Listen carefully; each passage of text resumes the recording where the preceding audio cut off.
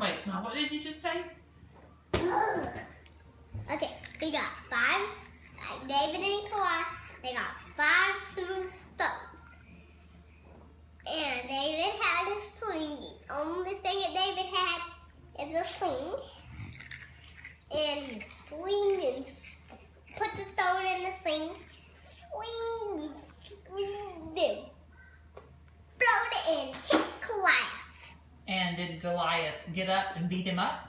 No, What happened? he fell down. Where did you hear this story? At church. I'm so glad you pay attention at church. Yeah. Church makes you, that makes you real smart. What makes you real smart? Church. It makes you heart smart. Yeah, and it's special because it's God's house. That's right. Do we act up in church?